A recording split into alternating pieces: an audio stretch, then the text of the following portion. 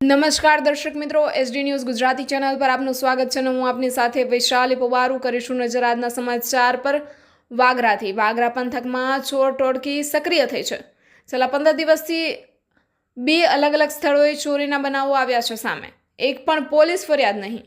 ચોર ટોળકીને જાણે પોલીસનો કોઈ ખોફ રહ્યો જ ન હોય એ રીતે બિંદાસપણે એક બાદ એક ચોરીની ઘટનાને અંજામ આપી પોલીસને સીધો પડકાર ફેંકી રહ્યા હોય તેમ પ્રતીત થઈ રહ્યું છે.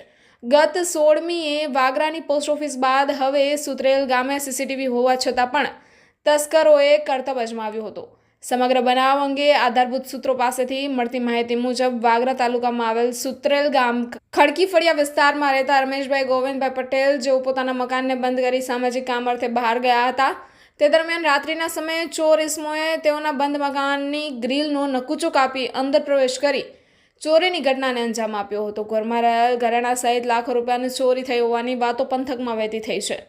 જોકે ઘરની બહાર લાગેલ સીસીટીવી કેમેરામાં તસ્કરોની કરતૂત કેદ થવા પામી હતી, જેમાં 3 જેટલા અજાણ્યા ઇસમો ચોરી કરવા આવે છે અને ઘરની બહાર લાગેલ સીસીટીવી કેમેરો તોડી નાખે છે, પરંતુ પાછળ લાગેલા અન્ય કેમેરામાં તમામ ગતિવિધિઓ કેદ થઈ જાય છે. ઘટનાની જાણ થતાં જ મકાન માલિક તાબડતોડ સુત્રેલ ખાતે દોડી જઈ તપાસ કરતા ચોરી થવાનું માલુમ પડ્યું હતું. ઘટનાને લઈને વાગરા પોલીસ પણ બનાવવાળી જગ્યા પર દોડી જઈ તપાસ હાથ ધરી હતી. જોકે આ લખાઈ રહ્યું છે ત્યાં સુધી પોલીસ ચોપડે કોઈ પણ માહિતી નોંધાવા પામી ન હતી.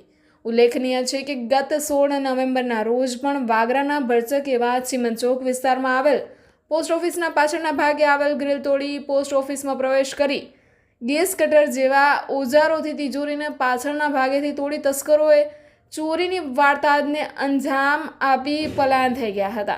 જે અંગેની પણ પોલીસ ફરિયાદ વિશે આજ દિન સુધી કોઈ પણ માહિતી મળી નથી, જેની શાહી હજી ચૂકાઈ નથી. ત્યાં ટૂંકા સમયમાં જ બીજી ચોરીની ઘટના સામે આવી ચૂકી છે.